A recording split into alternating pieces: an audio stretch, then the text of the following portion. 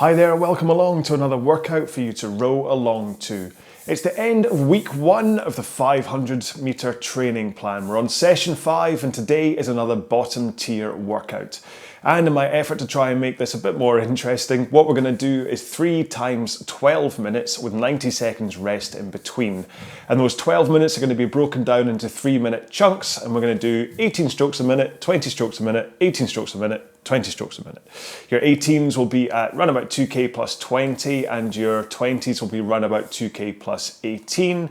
Unless, of course, you're doing what I'm doing, which is training with the heart rate feel. Now, I'm still going to stick with the Maffetone training method, which means it's going to be 180 minus my age, which means I don't want my heart rate to go above 135 beats per minute. Or you might just want to pick a range between 65 and 75% of your max HR. Now, it's best to actually know what your maximum heart rate is rather than using a formula. However, it just works out the same for me anyway. Both 65 to 75 and the Maffetone method give me around about 135 beats per minute. So that's what I'll be going for. So let's kick off with a 4-minute warm-up as always. So set up your drag factor first. If you don't know anything about drag factor, please check out the video I have on the YouTube channel. Then go to your monitor and set it at eye height so you don't have to look up and you don't have to look down. And then finally set your foot straps so they cover the bottom lace of your shoe, or if you're in socks like me, you can comfortably hinge forward at the front of the stroke. So 4-minute warm up, 18 strokes a minute to start in 3, 2, 1, go. Now this 18 strokes a minute, as you start for the first minute, I just want you to get moving. I don't want you to think too much about your pace. Just get your body moving. Just think, right, here we go. We've got, it's a total of 40 minutes worth of rowing today when you factor in this warm-up, so you can ease yourself into the warm-up quite nicely. Make sure everything's moving fluidly and comfortably and you're not nursing any injuries and all that stuff. Now, alarmingly, my heart rate isn't showing up on my monitor. I will need to investigate what's going on with that after the warm-up. Anyway, so we're a minute in. You're starting to think a little bit more about your technique here, but I'll be just discussing technique stuff during the main row, so for the time being, just think about concentrating on driving with your legs and then that back swing from a 1 o'clock position at the front to an 11 o'clock position at the back. All the extra bits we'll discuss during the main session. Got 36 minutes together. Plus rest, so come on. Gotta give me something to talk about. But actually, technique chat is vital, so I'll try and make it entertaining for you. Right, 2 more strokes, and then we'll put 1 foot on the floor. 1 more. Okay, take a foot out of the foot straps, put it on the floor, continue rowing with just that one leg strapped in.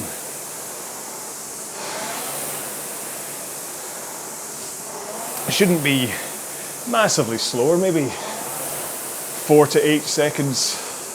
That's 4 to 8, not 48. But a little bit slower, but not incredibly so. Last stroke here. Change feet, continue rowing with the other leg strapped in. And then just think about the flexibility of doing this, and you might find you can get your shins to vertical without any heel lift when you've only got one leg strapped in. Your compression at the front might be a little bit better. All good things to help you every time you do this drill. Last stroke, put both feet in, straighten your legs, slight bend, and just use your back and your arms to continue rowing. So swing through your hips from 1 o'clock to 11 o'clock with your back, and then pull in with your arms. Not using your legs at all, they just remain straight. That little bend is just to stop you locking out your knees, really. All right, last stroke here. And then roll up to the front with straight arms, then just drive out. Keep those legs, your arms straight, but just drive out. You don't have to go too far. This is all just about getting the timing of the flywheel as you catch it at the front, and also the sensation of driving out the front with your arms straight and that forward lean. 2 more strokes here. And last one. There we go. So, have a quick drink, keep on moving up and down the rail. I'll investigate what's going on with my heart rate monitor, and then I'll explain to you one more time what we're doing today. Okay then, so what we're doing today is 3 times 12 minutes with 90 seconds rest in between. And those 12 minutes are going to be broken down into 3-minute chunks that you're going to do at 18 strokes a minute, then 20, then 18, then 20. Now I'm going to be doing this from a heart rate point of view, which is going to be tough because the battery has died in my heart rate monitor. But I've got my Apple Watch running, so you'll see me checking my watch quite a lot. My zone is going to be 180 minus my age, which is the Maffetone system, which gives me 135 beats per minute. And I don't really want to go too far over or under that for the duration of the row. Or you can pick between 65 and 75% of your max heart rate. Or if you want to go from a 2K pace point of view, then what you're doing is the 18 strokes a minute will be at 2K plus 20, and the 20 strokes a minute will be at 2K plus 18, which is a good starting point for the heart rate thing anyway, just to make sure you get up into that zone. All right, we might as well just get straight into it. So it's 3 12-minute intervals. If you've set up your monitor to roll this along with me, hopefully you'll have picked the undefined rests for the rest in between. If not, reset your monitor, go back, pick undefined rests, pause this video first, obviously, or the podcast, and then go undefined rather than 1.5 minutes, because otherwise we're going to fall out of sync, okay? Hardly ever put that at the end here. I prefer to give you more time to actually do it. Anyway, so we're going to start off at 18 strokes a minute on this first interval, so for the first 3 minutes. So here we go then, in 3, 2, 1, go. So it's 1 stroke every 3.333333 seconds. Good luck working that one out. By basically, I wait for the monitor to just pass 7 and then just land on 3 and then hit 0. And that's the way I kind of gauge it by looking at the monitor. But you don't have to do that. If you're rowing along with me, then if it's the video version, just watch me for stroke rate. Take the drive when I drive. Try and finish when I finish. Recover for the duration of the stroke that I recover for. And same with the podcast, just listen out for the whoosh of my flywheel, and you'll know that that's when I've taken a stroke. And then in both cases, you also have a monitor sitting in front of you that lets you know what your stroke rate is. So even if you suddenly get lost rowing along with me, it's not like you're completely in the dark as to what your stroke rate is.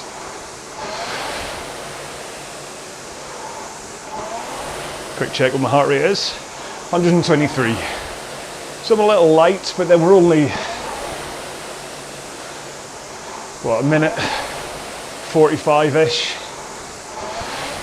into this first interval, so I wouldn't expect to be straight up at 135 yet. I'm still taking it a bit cautious. I'm at 2K plus 22 pace right now, because I really do want to keep this at a sensible heart rate the whole way through.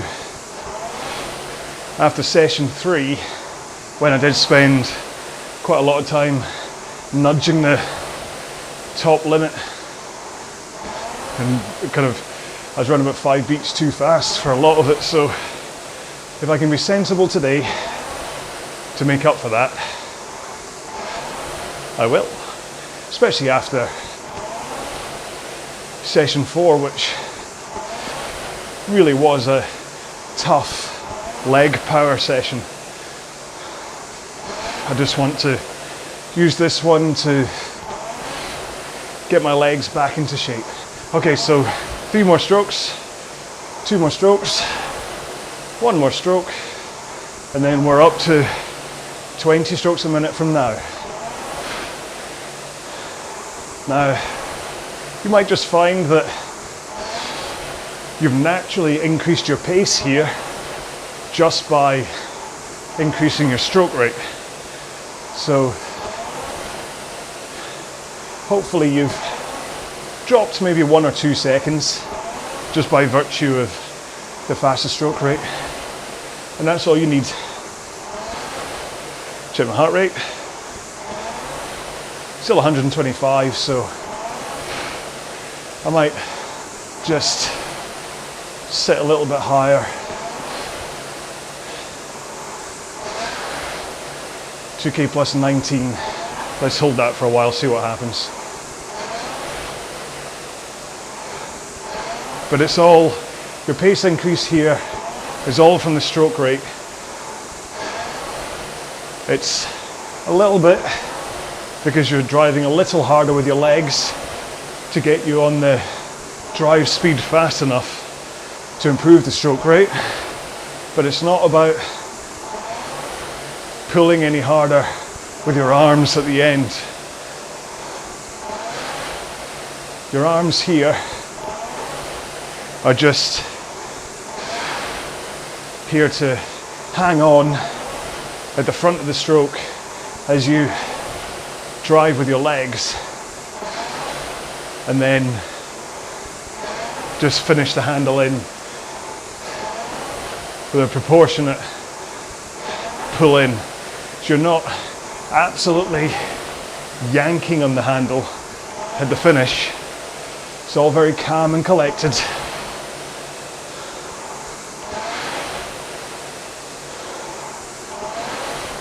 And all the power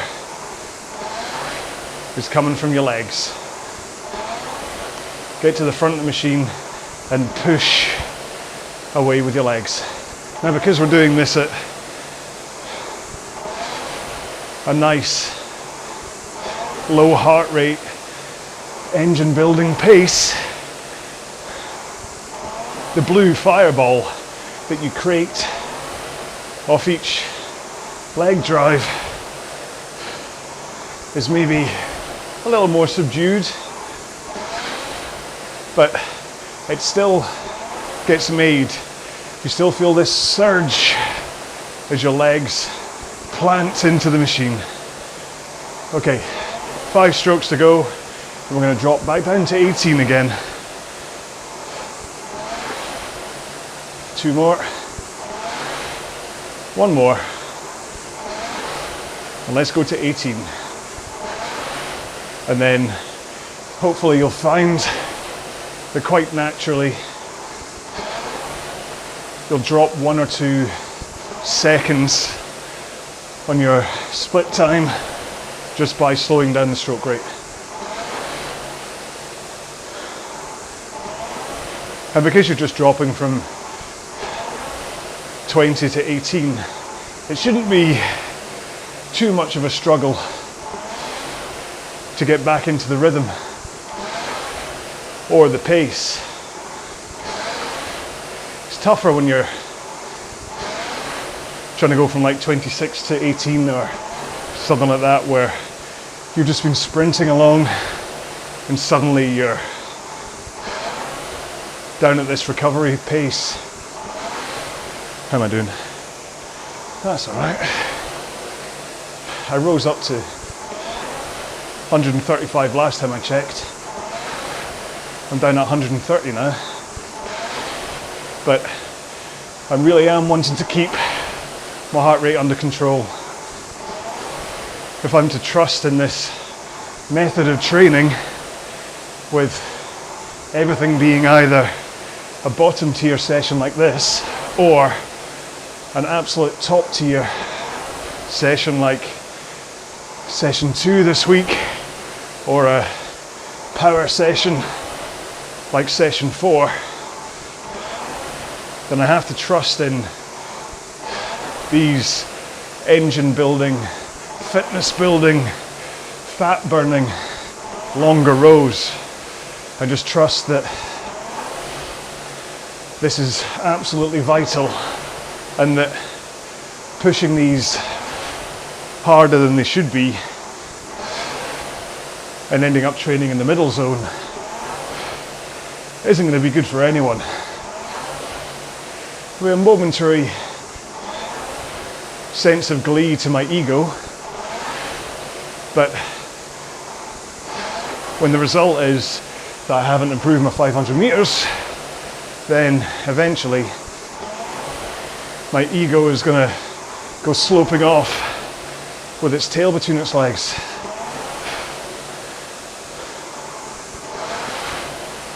Alright, so we're not far off finishing this second 18 strokes a minute stage, and then we're going to go back into the last of the 20s on this interval. Okay, here we go. So 20 strokes a minute. Just naturally a tiny bit faster. If you're looking at a 2K pace guide rather than heart rate, then this will be around about 2K plus 18.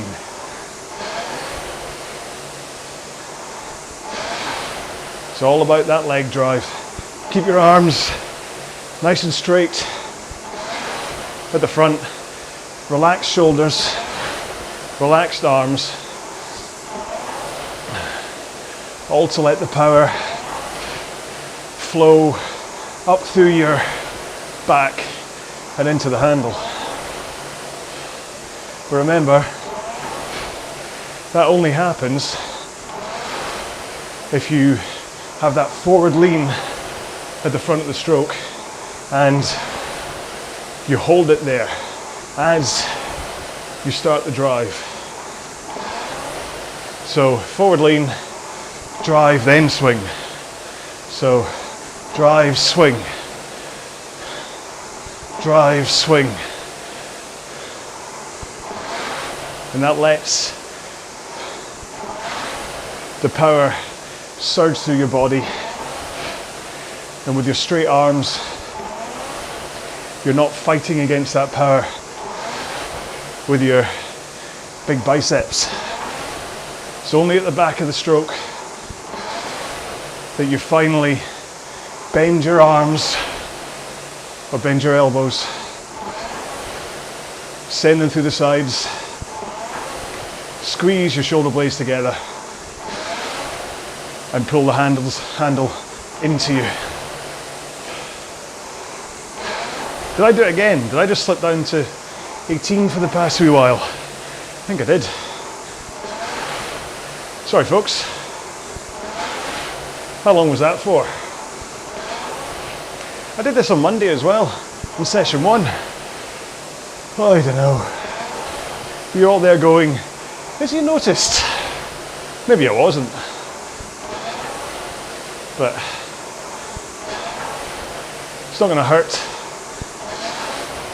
The main reason for having the stroke rate change anyway is just to keep it interesting.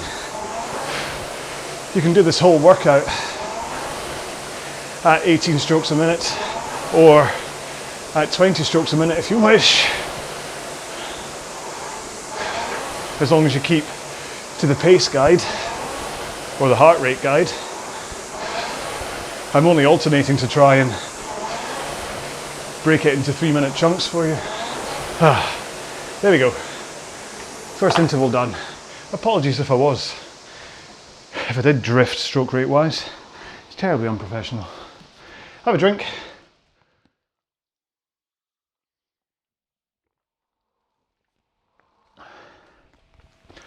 Ooh. Yeah, I mean, I feel I'm in a constant battle with people who may think that these sessions are, oh, it's another slow one, oh, I don't want to do that. don't want to do 30 minutes at 20 strokes a minute. I mean, maybe you're not thinking that. Maybe there's nobody out there that finds these boring. But I certainly know when I started rowing to a training plan, every time it came up with a long, steady state one, this is when I was young and eager and just wanted to go fast and fast. I'd look at a session like this and go, oh, really? But then I found that by breaking it down into these little chunks, it's only every 3 minutes that you're doing something. Your brain goes, hey, this is fine. It's really, look, we're changing up every 3 minutes. So this is what I'm trying to help here. And then massively messed up by not holding the right stroke rate. Bad John. Right, if you've set your monitor to undefined rests, then press the button to continue to the next interval now, because we're going in 8, 7, 6, 5, 4, 3, 2, 1, go. Now, my heart rate had recovered to 105 just before we started this interval. And most of the time I looked at it, it was around about 131 in the last one, apart from when I did see it up at 135. I'm not really going to know until I actually download the data from my watch later how well I did. But I'm happy seeing it on the lower side rather than the upper side, which is where I was in session 3. Because I certainly still feel I'm getting a nice workout from this. Feel like I'm having a nice controlled session in terms of my technique. Certainly feel like my legs are getting a good thrust from the front. Cardio's up a little bit, so I'm having to breathe a little bit heavier. 132 heart rate right now. So it's going, for me anyway, exactly to plan. And also selfishly, I'm still a tiny bit over my lightweight limit, so I'm looking for rows like this to be the ones that utilize fat burns for energy rather than going straight to the glycogen in my muscles, and will hopefully in the course of the next 2 weeks get me comfortably down to lightweight. That's alongside eating sensibly and drinking a lot of water, which I haven't been doing recently, but I'll get into it as from today, tomorrow. Never say tomorrow. Tomorrow never comes. You always put off to tomorrow what you don't want to do today. So I worked with a guy once who said, if you do that thing, that's that thing done. So if you do the things that you forget to do, you'll stop forgetting about them. Right, 2 strokes to go, 1 more, then we're going to go up to 20s. Right, come on John, let's try actually concentrating here, and there you go, so far. Text message. That's not going to help. How am I supposed to check my heart rate when a text message comes through?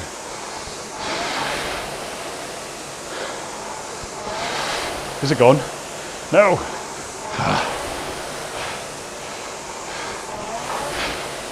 No? Yeah, there we go.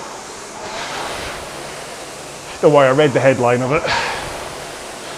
It wasn't like, get back in the house, it's on fire, or anything like that. And so far, I'm holding the right stroke rate. Okay, so I quite deliberately, in the last interval, didn't go too hard into stroke technique. Mostly because, having given you a couple of headline points, I wanted you to actually spend some time thinking about it yourself. Just addressing your own technique. Trying to remember some of the points I've told you in the previous rows. However, there's a chance you didn't do that.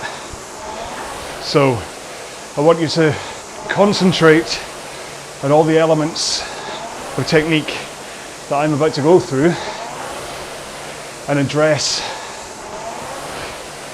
whether they're kind of applicable to you. Are you doing it? Are you not doing it? Etc. So let's start with those straight arms again. Nice and straight as you come into the front, maybe with a little external rotation of the elbows, because that does help engage your lats and also kind of promotes that feeling of hanging off the handle that I'll talk about in a second. So straight arms, slight roll out with your elbows, relaxed shoulders, relaxed arms, and an open palm with your fingers like hooks over the handle. You've not got death grip, you're just hooking onto it with your thumbs underneath, preferably. Right, 2 strokes to go. One more. And we're back down to 18. Now, it was pointed out to me that the thumbs thing could be an on the water kind of habit technique, because you see some rowers rowing with their thumbs on top of the handle. Now,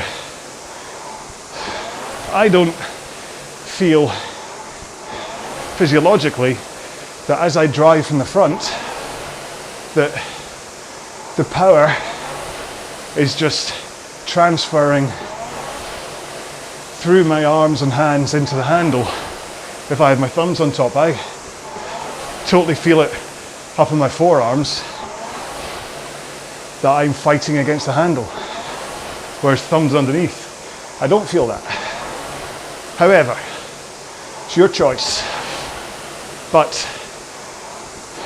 try both and see handles, thumbs over, where does it feel like the power is kind of getting bottlenecked.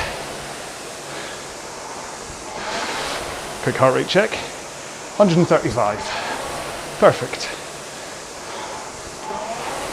So, straight arms, relaxed shoulders, fingers like hooks. Then a forward lean of your back, rocked through the hips. So not a slump from your lower back, but sitting on your sit bones with your posture powerful, leaning in to 1 o'clock. And if you don't know what I mean by posture, just remember the carrot analogy. Just pretend that you're sitting with a carrot stuck up your butt, and how that would make you very kind of powerful posture, because you don't want to snap the carrot. Like my t-shirt says, not today's t-shirt, but the one I sell on the shop. I'll wear it soon.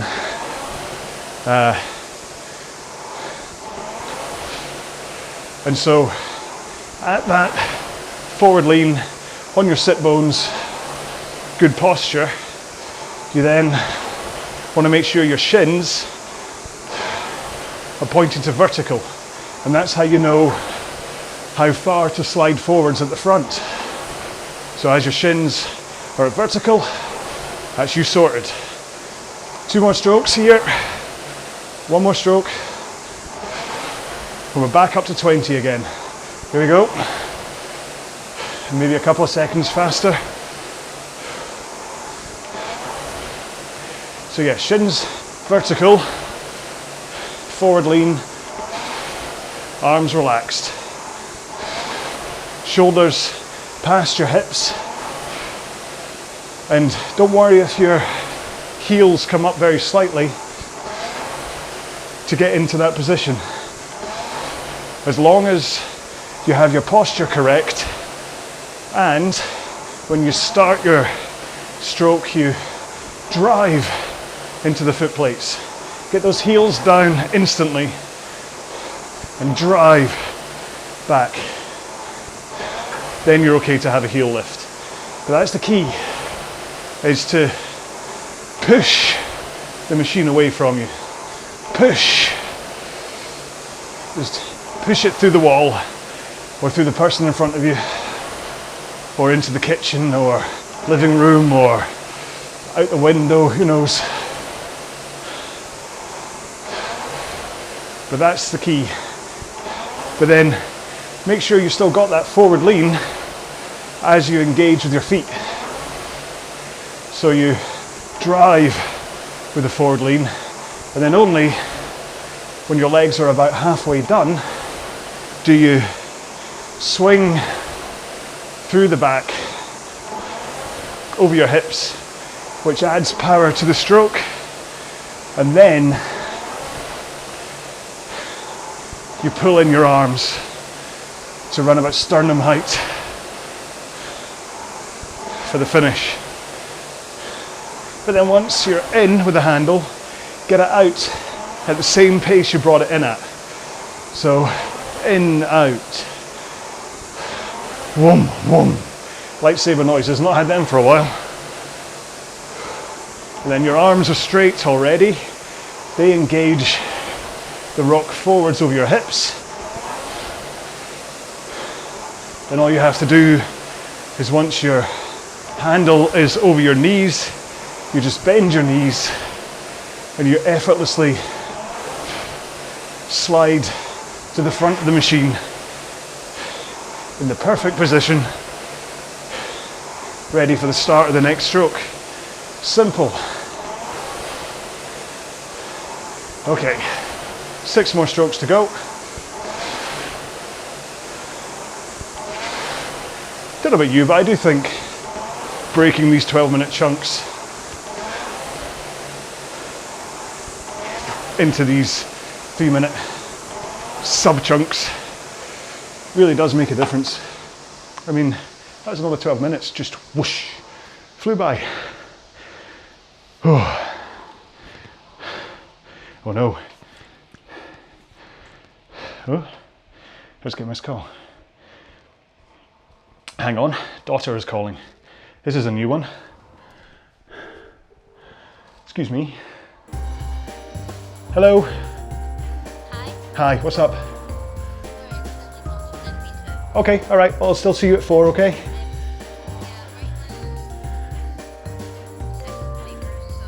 Okay. Okie doke. All right, well, I'll still see you at 4, okay? All right, love you. Bye. I didn't even get a love you back. Sorry about that. Hopefully I'll do something in post-production to, I don't know, play some lift music or... Basically, she butt dialed me. And then it was that kind of awkward, well, oh, you want to talk to me now? I've got away with my friends. I mean, she's only 11. Well, she's 11 in 2 days, but... Anyway, right. Press the button for undefined rests, and you should have turned the phone off. We're going in 8, 7, 6, 5, 4, 3, 2, 1, go. Kids, eh? Can't live with them.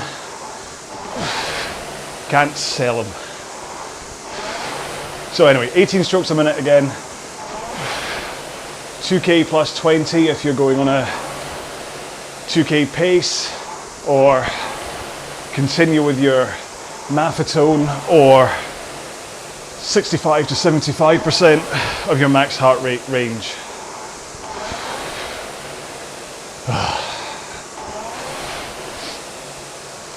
I mean, I couldn't not answer it, could I? Imagine she was out and stuck and needed a lift home. And I'm like, I'm sorry, but I'm making one of my RowAlong videos.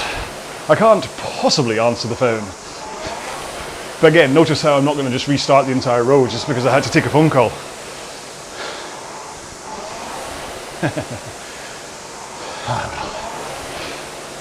So,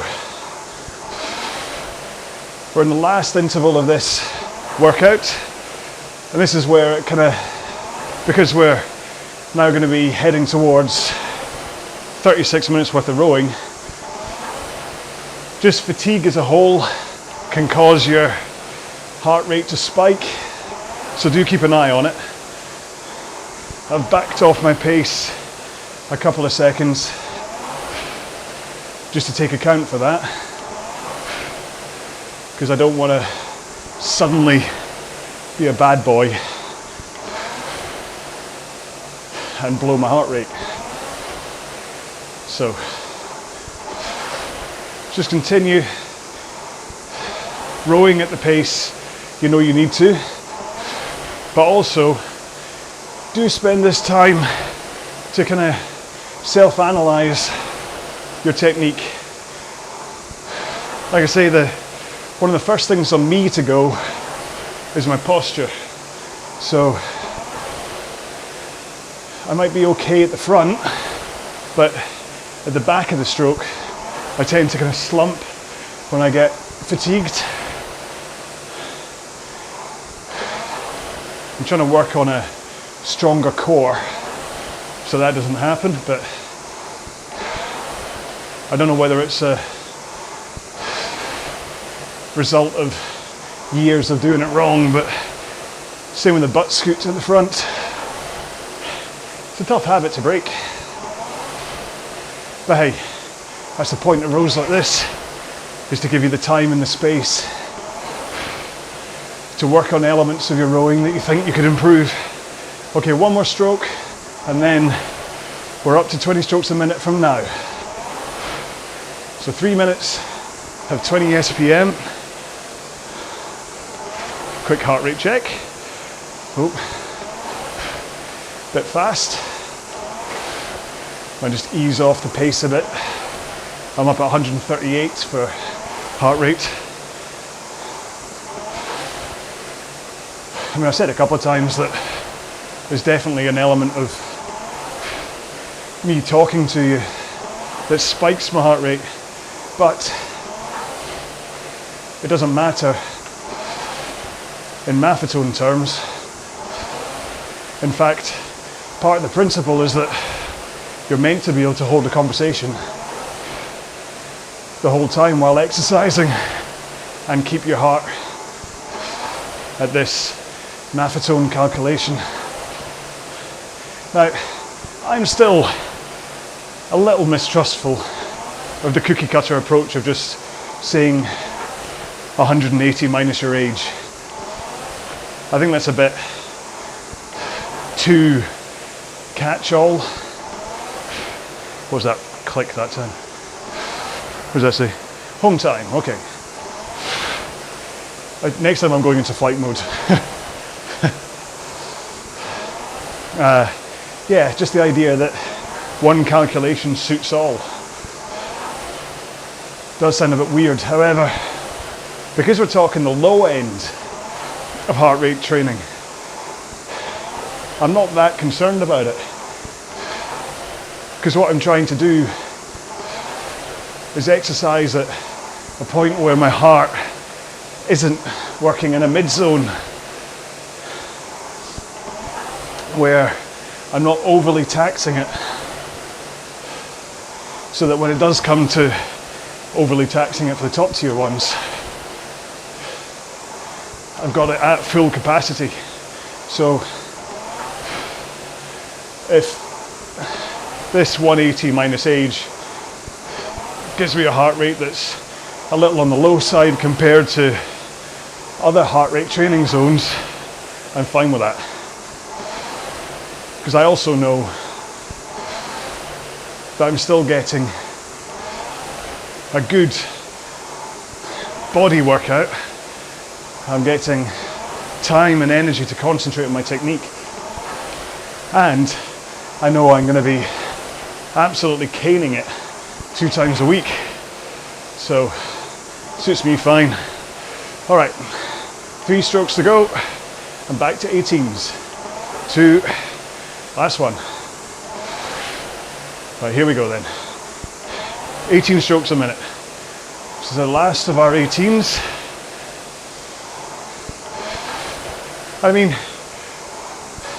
when it comes to the bottom tier workouts, for any of the plans that I have, whether it's the 2K, the 5K,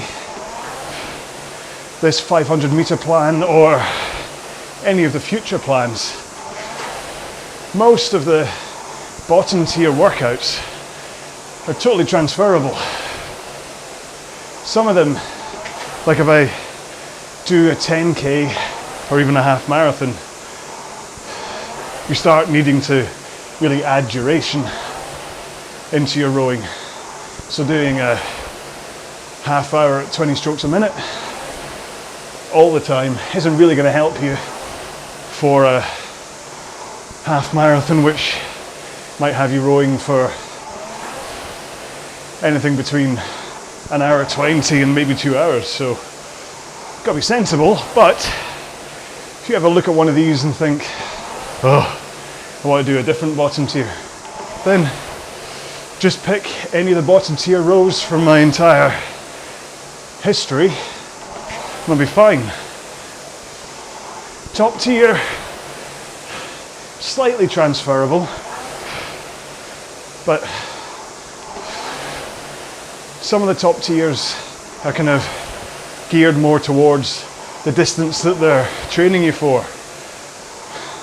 So a top tier 2K is different than a top tier 5K. The same with if you're comparing a 500 meter training plan and a 5K. So swap the bottom tier ones, but maybe hold on to the top tiers. Just trying to future proof so that if you come back to this plan, you think, well, I don't want to do exactly the same workouts again. So there you go. All right, heart rate check. Oh, forgot I got that text. Hang on. Let's go again. 135. Woohoo! Now I find the Apple Watch is exactly the same as my Polar H7. I know other people complain about the Apple Watch, but maybe it's that it's tight and comfortable enough for me that it reads accurately, but my Apple Watch is just fine for me. Okay, 2 strokes to go. 1 more stroke to go. Then our final set of 20s. Here we go. Now remember, you're not trying to sprint home or anything, just a couple of seconds faster than you just were. 2K plus 18 if you're doing a 2K pace, but I'm all the way down at 210, which is 2K plus 25, in order to hold my heart rate where it needs to be, which I'm hoping I am. Let's hope. Let's see. Oh, Instagram this time. Come on.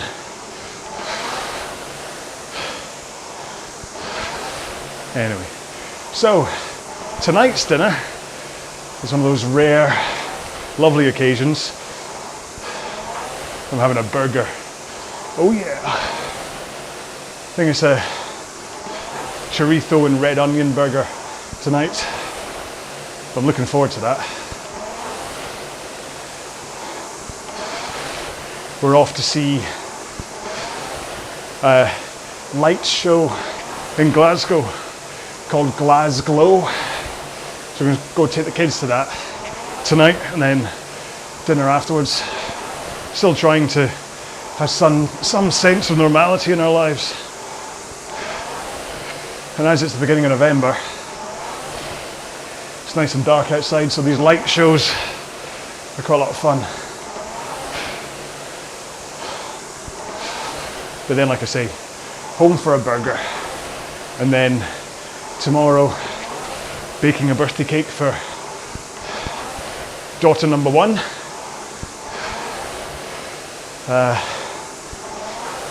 Which I might have a tiny bit of, but as being I've already said how I'm trying to keep to lightweight for the Scottish, I'm not going to have too much cake.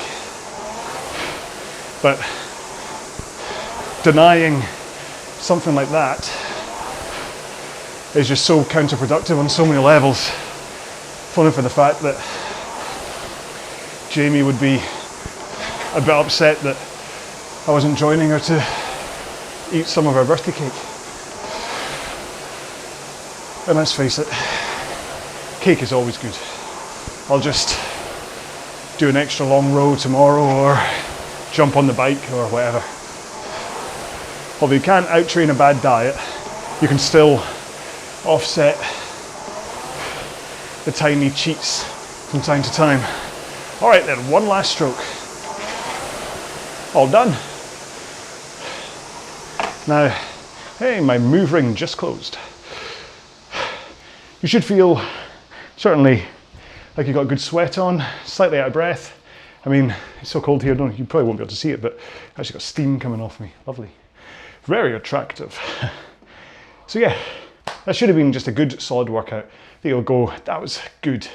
And then, depending on how you've done your week, you might have 2 days left for the end of the week. So you might want to do day's rest and then the next day do like the CTC or the FMMC or any of the other online challenges. Just let me know if you need info about that. And then you can get back into week 2 session 1, which is a bottom tier, so that'll help you recover. It's all in the plan, you know. So, should we go for a 2-minute cool down? Let's do that. There's no point in me talking to you. In 3, 2, 1, go. I mean, these challenges are a great way to just stay motivated and give you a reason to row hard. And most of them, although they are performance based in terms of there's top rowers and top boats, most of them reward participation. I mean, the one that I run, the FMMC, is weighted. Is that the best word to use for it? Where basically calculations are made against other rowers so that a 20-year-old heavyweight male is on exactly the same even footing as like a 80-year-old lightweight female. Not that I'm saying there's anything wrong with being an 80-year-old lightweight female, but hopefully you'll agree that a male heavyweight 20-year-old pro rower would be technically faster. But the weighting system that Magnus has devised for the FMMC that we run together means you're both on an even par. So anyway, all I'm saying is that there is an element to racing that gives you a reason for why you're training.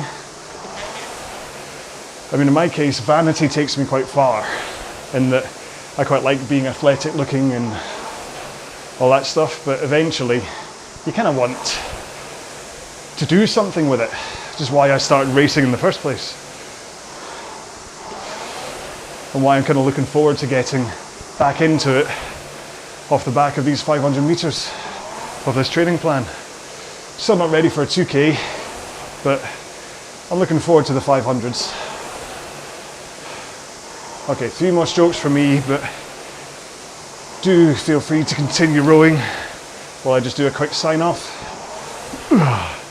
So remember, if you haven't already, check out the website RowAlong.com. That's got info about me and what we're trying to do and has the full info about the plans in case you're a bit like, 2K plus what? What's he on about? Blah, blah, blah. So you can look at them, the training plans. It's also where the shop is if you want to buy one of my t-shirts. Like this one, don't push the slow stuff, push the fast stuff, and the don't snap the carrot and fitter, faster, stronger, and just the standard RowAlong logo and stuff. You don't have to, but it's there if you want them. And they are lovely t-shirts, the kind of the breathable once I'm doing a sales pitch, sorry. They are great to row in. I'm like, most of the time, I'm not wearing these because I want to advertise myself. It's because they're my choice of rowing t-shirt. Anyway, so that's us at the end of week 1. So at the end of session 5 of week 1. Like I say, take a rest day and then maybe fit in a row or a run or a bike ride or whatever you want to do on the other day. And then I will see you in week 2, session 1, which is the bottom tier. And the last thing really is just the hashtag to get to the end so that I know that you made it all the way through and all that kind of jazz. But I don't know what it should be this week. What did we talk about? Oh dear, I've done it again. I should really start this. I know. Hashtag flight mode. Okay, after the phone and the watch and everything. Hashtag flight mode. And that way it'll remind me next time to just either not go for a row when the kids are away or, anyway. So stay safe, be well, and I'll see you in the next video. Bye-bye.